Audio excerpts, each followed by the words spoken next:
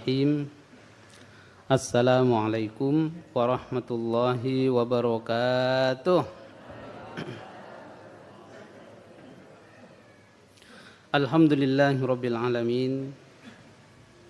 Alhamdulillahilladzi ja'ala syahra ramadhana syahras siyami lil mu'minin. Asyhadu an la ilaha illallah wahdahu la syarikalah. Wa asyhadu anna Muhammadan abduhu wa rasuluh. Allahumma salli wa sallim ala habibina Muhammadin wa ala alihi wa ashabihi wa man tabi'ahum bi ihsanin ila yaumiddin, amma ba'du.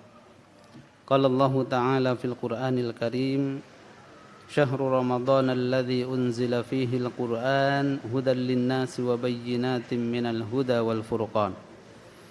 Wa qala an-nabiy sallallahu alaihi wasallam, as-sawmu li wa ana ajzi bihi, kama qala Allah ta'ala fi ayah atau fi suratil Qudsi. Amma ba'du, hadirin wal hadirat Bapak Ibu, jamaah pengajian, jamaah masjid besar nopo agung? Besar. Masjid besar Sleman rahimakumullah. Pertama, puji dan syukur kita panjatkan kehadirat Allah Subhanahu wa taala. Pagi sore hari ini kita dapat kumpul dalam bersilaturahim sekaligus biasa wa tawasau bil haqqi wa tawasau bis sabr. Sebenarnya ini adalah merupakan bentuk tanda syukur saya kepada Allah Subhanahu wa taala bertemukan dengan para sepuh bini sepuh di sini yang sudah lama, kurang lebih 20 tahunan enggak bertemu, sehingga ketemu lagi dengan sepuh. Dulunya saya tuh di sini kenal dengan akrab dengan Bapak Sinten? Pak Ramli ya, almarhum. Dulu Pak Ramli, zamannya Pak Ramli. Bapak Ibu sekalian yang saya hormati, saya muliakan para sepuh bini sepuh, ketua takmir masjid dan segenap Bapak Ibu sekalian yang terhormat. Pada sore hari ini kita akan bahas satu kaidah yang berkaitan dengan kemuliaan bulan Ramadan. Ramadan adalah bulan ampunan. Ramadan adalah bulan ampunan. Ramadan sebelum datangnya Nabi Muhammad sallallahu alaihi wasallam, Ramadan itu biasa. Sehingga di dalam Al-Qur'an yang mulia itu malah 4 bulan. Sebagaimana di dalam surah At-Taubah, inna iddatasy syuhuri indallahi 12 syahran fi kitabillah yauma khalaqas samawati wal arda minha arba'atun hurum, gitu ta. Jadi 12 bulan dalam setahun itu, dari 12 bulan itu ada bulan-bulan haram mulia, yaitu Dzulqa'dah, Dzulhijjah, kemudian Rajab gitu. Ramadan enggak masuk. Namun setelah turunnya Al-Qur'an, khususnya ketika ayat turun syahrul Ramadan alladzi unzila fihil Qur'an, Ramadan itu menjadi mulia karena adanya waktu turunnya Al-Qur'an. Seperti Madinah. Madinah itu awalnya enggak mulia, yastrib gitu ya. Biasa. Bahkan di sana tempat gumbung perampok, penyamun dan lain sebagainya. Tetapi setelah Nabi Muhammad datang jadi mulia karena diutusnya Nabi Muhammad sallallahu alaihi wasallam. Makanya berkaitan dengan Muhammad itu semuanya mulia. Coba penyusu atau ibu susuan Nabi Muhammad yang biasa, orang kampung gitu kan. Halimah Sa'diyah, Thuwaibah. Tetapi dengan bertemu dengan Nabi karena pernah punya andil dalam pembangunan spiritual Nabi sehingga menjadi mulia. Nah, begitu juga bulan Ramadan. Maka Bapak saya sekalian rahimakumullah, oleh sebab itulah yang menyebabkan Ramadan itu mulia paling tidak ada 3 sebab gitu. Ada 3 sebab. Jadi yang pertama karena di dalam bulan Ramadan itu turunnya Al-Qur'an pertama, yaitu yang disebut dengan tanggal 17 Ramadan. Itu tepatnya di Gua Hira. Dan pada saat itu masih belum ada puasa gitu. Itu pada tanggal. Sehingga mulianya bulan Ramadan itu yang pertama sebabnya karena turunnya Al-Qur'an pertama. Jadi itu yang pertamanya. Kemudian yang kedua, mulianya bulan Ramadan itu karena umat Islam itu diwajibkan puasa. Jadi sebelumnya kan belum ada puasa. Adanya puasa Asyura, puasa Tasu'a, puasa bid, tetapi setelah turun ayat pada tahun kedua Hijriah itu barulah menjadi mulia disebabkan karena adanya perintah puasa. Ya ayyuhalladzina amanu kutiba alaikumussyam kama kutiba alal ladzina min qablikum la'allakum tattaqun. Itulah yang menjadikan Ramadan itu tinggi derajatnya disebabkan karena ada kewajiban, yaitu melakukan ibadah puasa. Kemudian yang ketiga, Bapak dan Ibu sekalian rahimakumullah, bulan Ramadan itu mulia karena di dalam bulan Ramadan itu ada satu malam yang kalau kita beribadah di dalamnya itu lebih baik daripada 1000 bulan, yang disebut dengan malam Qadar. Lailatul Qadar itu dicari di bulan lain enggak ada, adanya hanya di bulan Ramadan. Ya, maka itulah alasan-alasan tertentu yang menyebabkan bulan Ramadan itu mulia, sehingga disebabkan karena beberapa sebab. Sehingga pada suatu hari dulu 15 abad yang lalu ketika Nabi SAW beliau itu Isra Mi'rajkan. Pada saat itulah kemudian kan beliau diperintahkan untuk menjadi imam salat, yang menjadi makmumnya itu para nabi, Nabi Adam, Nabi Ibrahim dan seterusnya, banyak. Pada setelah salat selesai, maka para nabi itu berdoa. Doanya itu apa? Ya Allah, seandainya kami bisa hidup kembali, pastilah kami itu akan menjadi umat Nabi Muhammad sallallahu alaihi wasallam. Itu para nabi loh. Para nabi itu pengen menjadi umat Nabi Muhammad. Maka kemudian setelah itu ditanya oleh Nabi Muhammad, kenapa kalian itu kalau bahasa kita ya, kenapa kalian itu pengen menjadi umatku, katanya. Maka dia mengatakan, tahukah engkau bahwa sesungguhnya hanya pada umatmu lah ada satu malam yang pahalanya itu ketika kita beribadah di dalamnya lebih baik daripada 1000 bulan. Ternyata mereka sudah tahu juga. Itu rahasia yang ada di balik perintah yang diberikan kepada Nabi Muhammad sallallahu alaihi wasallam. Maka itu Bapak dan Ibu sekalian rahimakumullah, terutama kita semua yang hadir pada kesempatan ini, bagaimana kita caranya dan bagaimana usaha kita agar supaya bisa melaksanakan ibadah itu bersamaan dengan adanya Lailatul Qadar. Jadi kalau zaman dulu itu kan kita tahu Lailatul Qadar itu ganjil gitu ya. 21, 23, 25, 27, 29 gitu. Tapi sekarang nggak usah lihat kayak gitu aja. Pokoknya karena bisa jadi menurut sebagian ganjil, sebagian juga genap kan gitu. Jadi nggak ada ganjil genap itu sekarang roto kabur. Maka dari itulah Bapak Ibu sekalian, para ulama mengatakan intinya kalau kita ingin mendapatkan 1000 bulan itu pahalanya, mulai dari awal Ramadan itu semangat terus menjaga diri untuk menjaga mendapatkan Lailatul Qadar. Berarti beribadah gitu ya. Itu sebagai pengantar. Kemudian Bapak Ibu sekalian rahimakumullah, salah satu dari bulan Ramadan itu setelah mulia itu maka disebut dengan bulan ampunan. Bulan ampunan, bulan maghfirah. Bulan ampunan tentunya tidak semua orang yang bertemu dengan Ramadan lalu kemudian otomatis dosanya diampuni, ya enggak. Ternyata ada sebab-sebab yang harus dilakukan baru mendapatkan ampunan Allah. Jadi enggak pokoknya ketemu ya enggak juga. Ternyata harus ada sebab-sebab yang menjadikan dosa kita itu terampuni. Yang namanya manusia pasti mendapatkan salah dan lupa, itu pasti. Namun sebaik-baik orang yang salah apabila dia mau kembali meminta ampun kepada Allah Subhanahu wa taala. Maka kata beliau, ini dia ambil dari buku namanya Ma'asyam. Jadi Ma'asyam. Jadi yang mengarang adalah Sulaiman Ibrahim. Situ disebutkan sebab-sebab ampunan Allah itu datang kepada hamba pada bulan Ramadan. Yang pertama, as-shaumul kamil. Jadi orang yang berpuasa dengan puasa sempurna. Nah, jadi berarti ada orang puasa gak sempurna, ada juga. Puasa tetapi maaf melakukan dosa. Seperti puasa tapi ngerasani, ya toh? Puasa tapi lalai terhadap salat, gitu kan ada. Puasa agar gugur kewajiban, itu ada.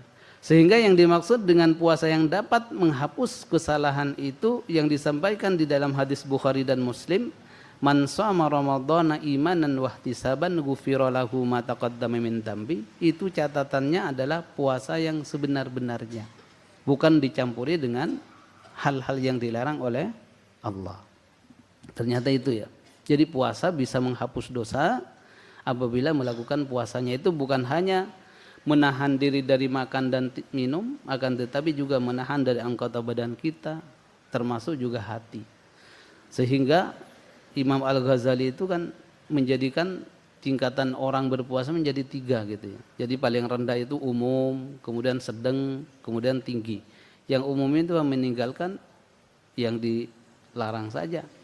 Sementara yang sedang meninggalkan anggota badan dari perkara-perkara yang tidak diridhai. Kemudian yang paling tinggi adalah semuanya termasuk menjaga hati jangan sampai terlena, jangan sampai lupa kepada Allah Subhanahu wa taala. Itu yang paling tinggi. Jadi poin pertama Bapak Ibu sekalian, yang dapatkan ampunan Allah di bulan Ramadan itu disebabkan karena puasa kita baik, sempurna.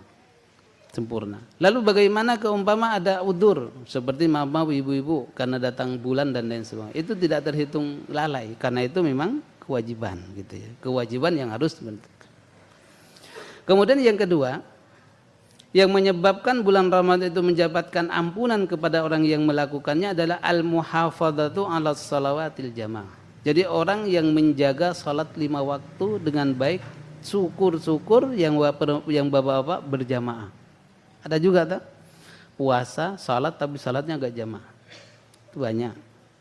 Apalagi model-model zaman-zaman sekarang itu undangan buka bersama banyak tuh. Ada di hotel, ada di mana macam-macam. Kadang-kadang yang berjamaah banyak. Yang berjamaah makannya tapi salatnya kadang-kadang enggak tuh. Tapi di masjid tuh pasti tak? Karena di masjid sudah pasti nanti diatur oleh panitia kan gitu. Maka oleh sebab itulah kata Nabi Shallallahu Alaihi Wasallam diriwayatkan oleh Imam Muslim, orang yang menjaga salat 5 waktu itu diibaratkan seperti orang yang punya kolam renang di depan rumahnya dan setiap hari dia mandi. Jadi kalau kita mandi 5 kali sehari semalam itu pasti bersih toh. Kadang-kadang kita mandi sekali aja udah bersih. Paling tidak 2 kali kalau orang Jogja gitu toh. Itu udah bersih banget.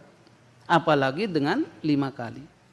Intinya kalau orang salat 5 waktu dengan baik, artinya rukun dan syaratnya sempurna, kemudian tempat waktu, kemudian jamaah, itu tidak menutup kemungkinan setiap kali salat itu akan menghapus kesalahan sebelumnya dan begitu seterusnya. Karena dibuatkan orang mandi 5 kali di kolam renang. Di kolam renang mandi kan berbeda dengan pakai keran, beda. Jadi itu cemplung lalu kemudian gosok-gosok bersih sampai ke akar-akarnya. Nah begitulah orang yang salat 5 waktu lalu kemudian dia melakukannya dengan baik dan bersyukur dengan adanya salat jamaah. Makanya salat jamaah itu sebagian mewajibkan, sebagian melakukan fardu kifayah. Itu memang kalau saya cenderungnya kepada wajib gitu ya, bagi yang laki-laki. Itu karena apa? Karena salat 5 waktu itu memang dianjurkannya untuk melakukannya dengan jamaah. Itu yang kedua yang menyebabkannya.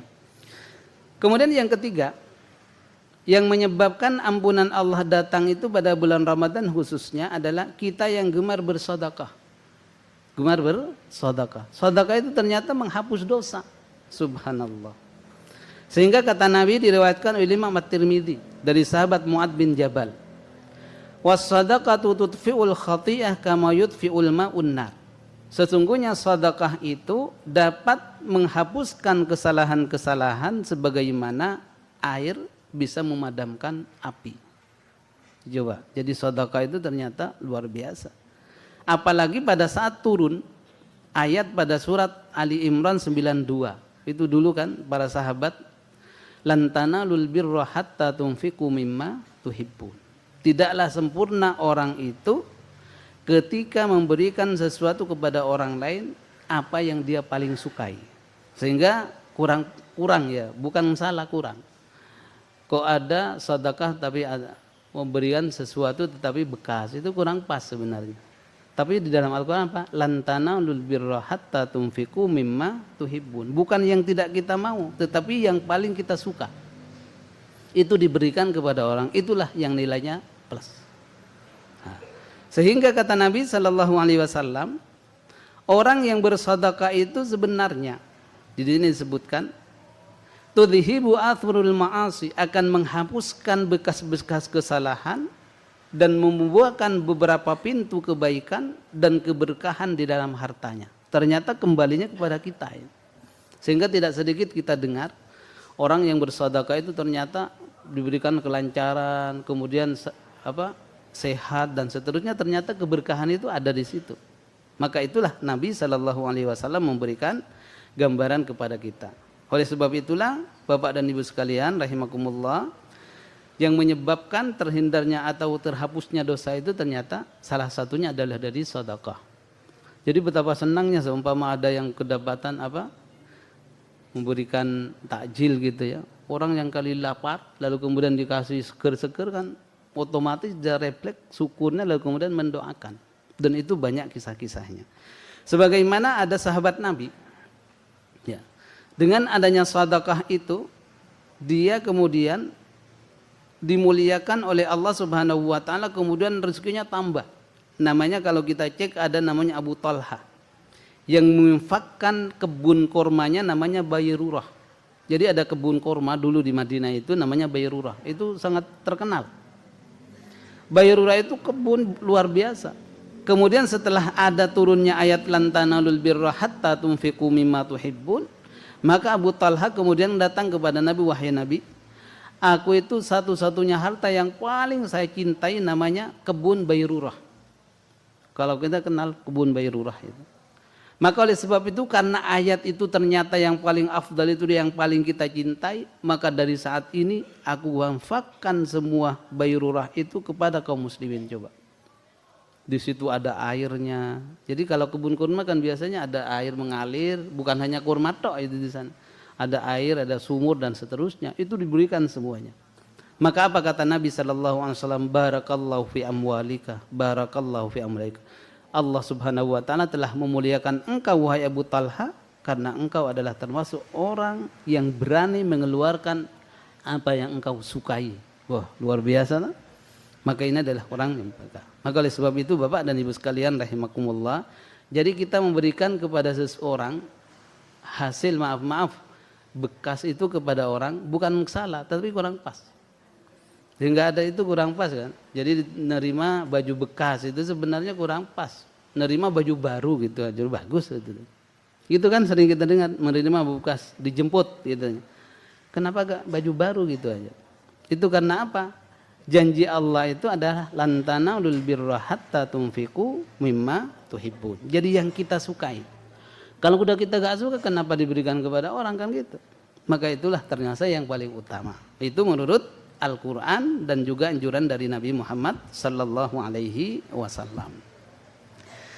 Kemudian yang berikutnya, karena waktunya sudah hampir, kemudian yang keempat, yang termasuk yang dapat mengampunkan dosa-dosa kita adalah memperbanyak doa dan istighfar pada setiap saat di bulan Ramadan ini. Ya, jadi doa istighfar itu luar biasa. La taruddul qada illa doa. Sesungguhnya qada Allah, ketetapan Allah tidak bisa ditolak, tidak bisa diganti kecuali dengan doa. Makanya doa itu luar biasa, mengguncang aras gitu ya. Mengguncang aras. Makanya doa itu luar biasa di sisi Allah Subhanahu wa taala. La taruddul qada illa doa. Dan begitu juga istighfar. Sehingga orang-orang yang beristighfar dan berdoa itu digambarkan di dalam banyak contoh betapa banyak orang itu diselamatkan oleh Allah karena mereka itu doa dan istighfar. Coba ambil saja orang pertama kali di dunia, yaitu Nabi Adam. Nabi Adam kan pernah melanggar sekali, kemudian dikeluarkan. Jadi Nabi Adam melanggarnya sekali dikeluarkan. Kita melanggarnya rotok banyak tapi belum dikeluarkan, malah suruh masuk gitu kan. Dengan catatan-catatan penting. Maka kata Allah, jadi dengan demikian Nabi keluarkan, tetapi pusaka yang dibacakan atau yang sering digambarkan di dalam surat Al-A'raf itu apa? Rabbana zalamna anfusana wa illam taghfir lana wa tarhamna lanakunanna minal khasirin. Itu adalah istighfar Nabi Adam yang mengakui kesalahan beliau. Jadi tidak mengayakan iblis, tidak mengayakan apalagi Allah. Kadang-kadang kita kan kalau kena apa salah itu, nah itu kadang. Dan Nabi Adam enggak. Padahal yang benar-benar menggoda itu adalah iblis. Tapi Nabi Adam, gara-gara iblis aku kena. Ya enggak. Tapi yang disalahkan adalah dirinya. Inilah sebenarnya yang sebenar-benarnya orang itu bertobat kepada Allah.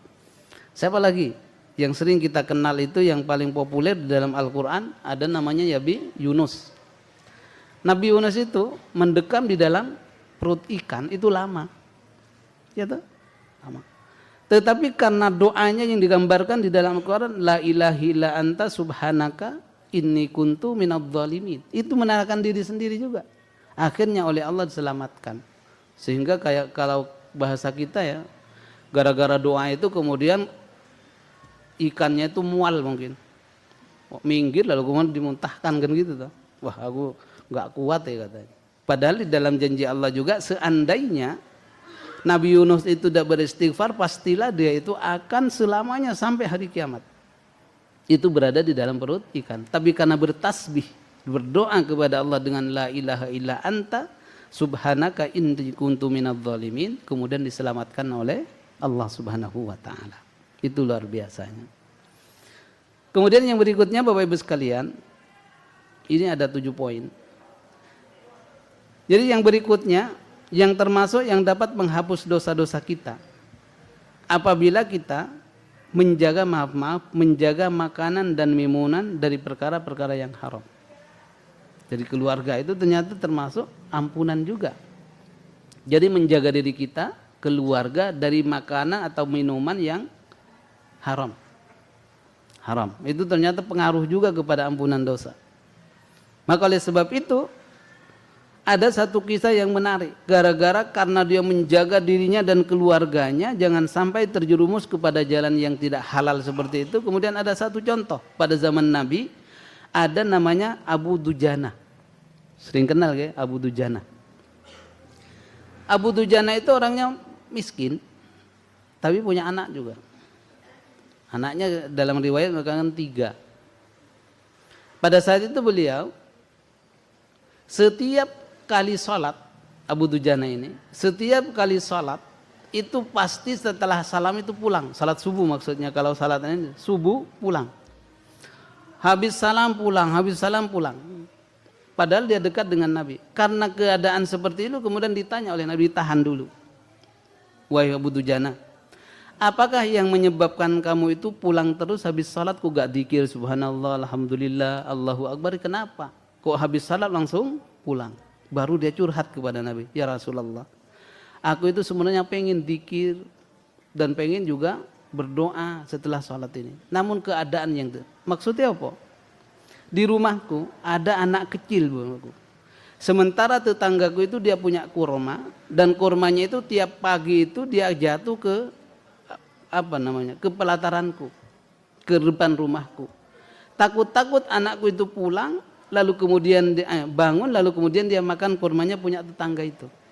Maka aku pulang itu untuk mengambil kurma tetangga itu, saya kumpulkan lalu kemudian saya berikan ke yang punya. Coba, luar biasa tak? Jadi ini tetangga. Kalau biasanya kan kalau hanya lihat tembok, kemudian kurmanya kan mengondot ke sini. Otomatis kalau pagi itu jatuhnya ke tetangga gitu ya. Tetangga. Pada saat jatuh ke tetangga itulah dikhawatirkan anaknya karena masih kecil, takutnya dia makan kurma punya tetangga tersebut. Padahal secara hukum itu boleh secara hukum ya.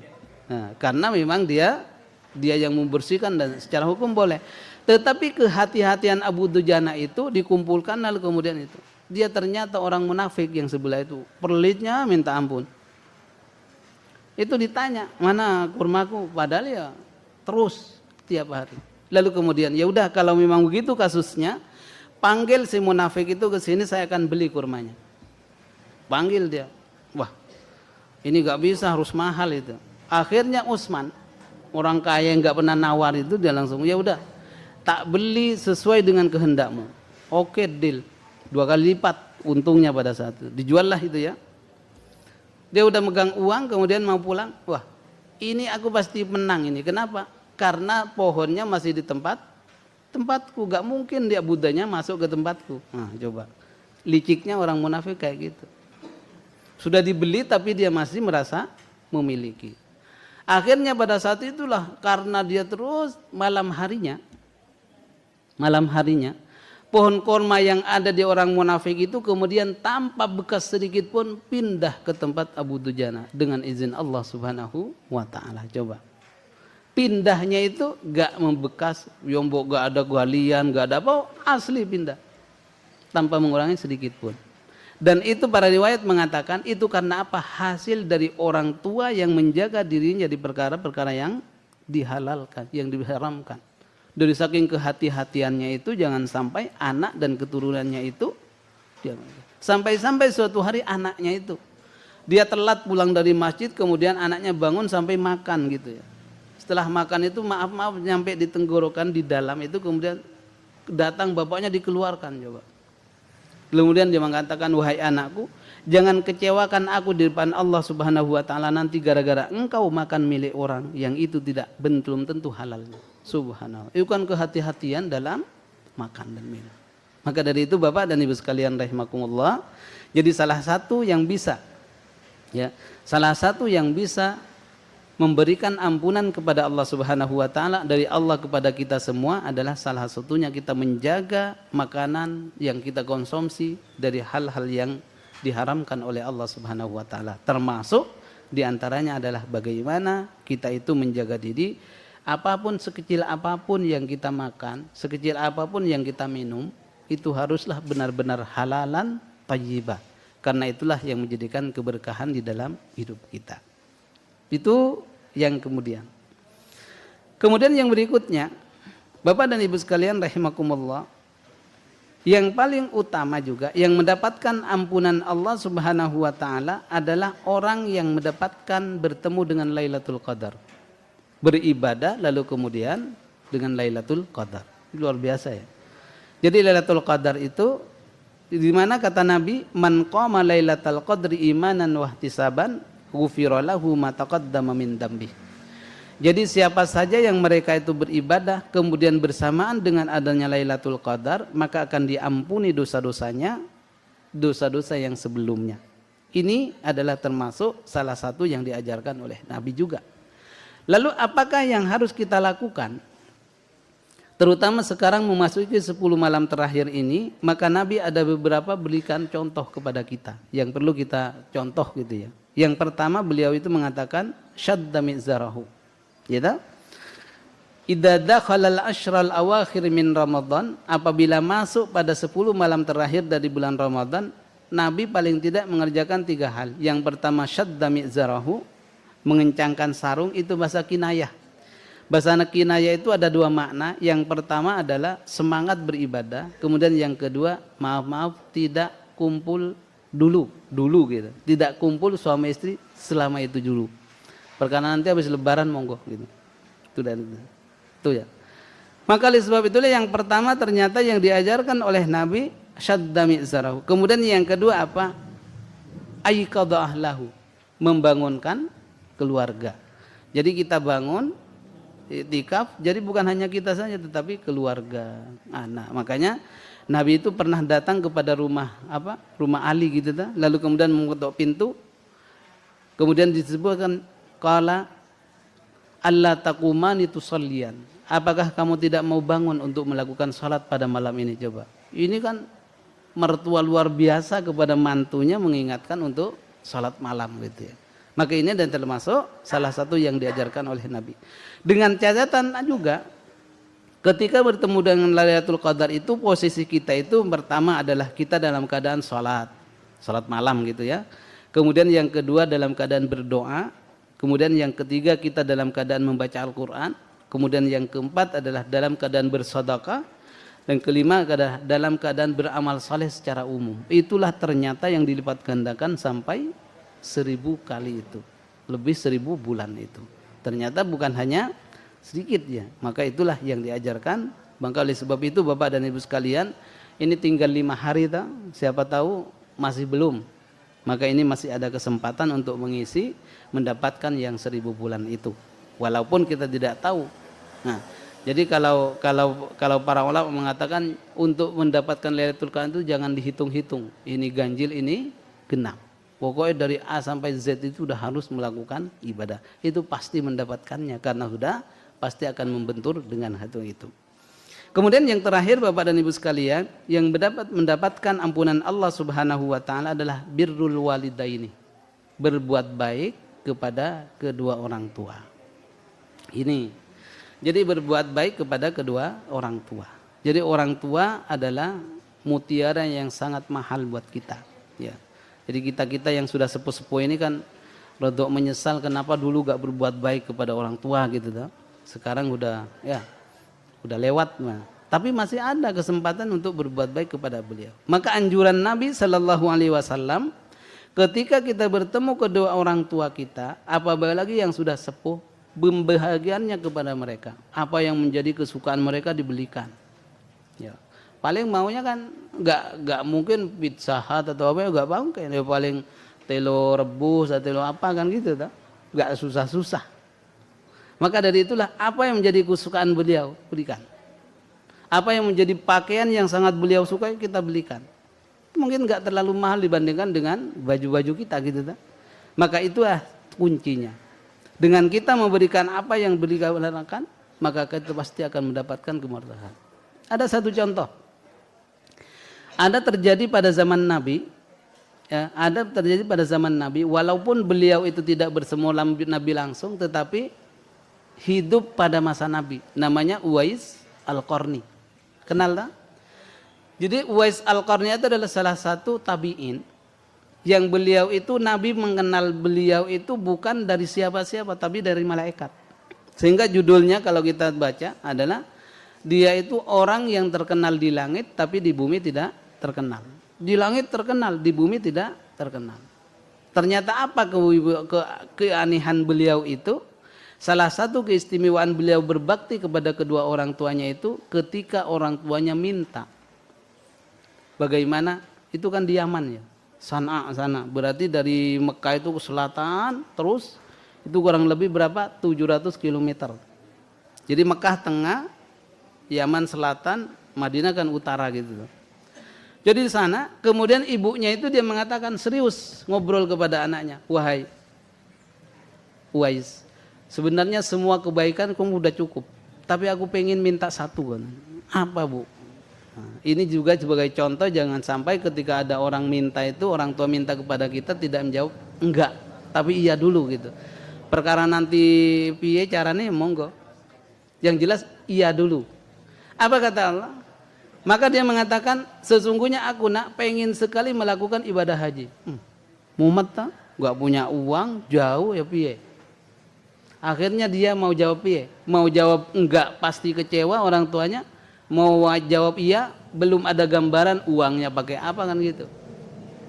Pendek ceritanya kemudian dia menjawab apa? Bu, siap. Saya akan mengantar ibu melakukan ibadah haji. Wah, gembiranya luar biasa. Pada saat nyampe waktu haji itu, ternyata Uwais Al-Qarni itu adalah salah satu yang tidak pernah kita lakukan pada saat ini. Bagaimana menggendong ibunya dari Yaman ke Mekah. 700 km digendong coba. Pakai sepedanya pegel apalagi itu. Maka luar biasa. Maka oleh sebab itulah kata Nabi Shallallahu Alaihi Wasallam kepada Umar dan Ali, wahai Ali, apabila engkau bertemu dengan namanya Uwais Al-Qarni yang dia punya penyakit, yang dulunya sakit kemudian disembuhkan, ada tanda di sininya, maka mintalah doa kepadanya. Karena dia itu adalah orang yang mana terkenal di langit tapi di bumi tidak terkenal. Akhirnya dia mencarinya sampai ketemu. Doakanlah aku, barulah didoakan oleh Uwais Al-Qarni. Ini menandakan bahwasanya kita dianjurkan kepada orang alim itu minta doa dulu. Kalau sowan biasanya kepada kiai, kepada ustadz itu bukan jaluk oleh-oleh dulu, tetapi Pak, doakan dulu kami bahagia dunia dan akhirat. Ternyata itu. Ketika ada orang berhaji, mangkat haji dan lain sebagainya, jangan lagi pesan dulu oleh-oleh, tapi yang dianjurkan adalah Pak, doakan saya di sana. Itu sebenarnya yang diajarkan oleh Nabi Shallallahu Alaihi Wasallam. Pada intinya Bapak dan Ibu sekalian rahimakumullah, jadi dosa-dosa kita itu diampuni pada bulan Ramadan itu bukan hanya kita diam saja, tetapi dari ada usaha, ada perja dan juga ada action agar supaya mendapatkan ampunan Allah Subhanahu wa taala. Jadi bisa simpulkan yang pertama adalah bagaimana menyempurnakan puasa pada bulan Ramadan ini dengan baik. Kemudian yang kedua menjaga salat, terutama salat 5 waktu dengan untuk disambung dengan berjamaah, dan juga sempatkan kita bersedekah sesuai dengan kadar kemampuan kita. Dan begitu juga hendaknya kita jangan lupa berdoa dan istighfar dan menjaga Lailatul Qadar itu menjaga Al-Quran, juga memberi sedekah, doa dan seterusnya. Dan makanlah dari makanan yang halal, jangan sampai kita makan yang haram. Dan yang terakhir, bagaimana hendaknya kita berbakti kepada kedua orang tua dengan sebaik mungkin. Kalau itu sudah kita lakukan, insya Allah tidak mustahil kalau kita keluar dari bulan Ramadan itu mendapatkan ampunan Allah Subhanahu wa taala sebagaimana disebutkan di dalam hadis Nabi sallallahu alaihi wasallam. Mungkin itu dulu yang dapat kita bahas, sudah tinggal 1 menit. Mudah-mudahan yang sedikit itu menambah semangat di akhir-akhir bulan Ramadan ini, sehingga kita bukan hanya bertemu dengan bulan Ramadan itu, akan tetapi juga yang tidak kalah pentingnya menjadi orang yang bertakwa dan nantinya mendapatkan ampunan Allah Subhanahu wa taala. Ini yang dapat kita bahas pada kesempatan ini, mudah-mudahan bermanfaat.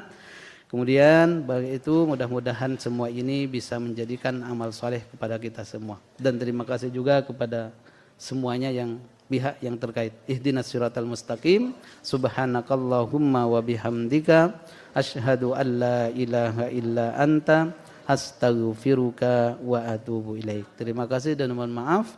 Wassalamualaikum warahmatullahi wabarakatuh.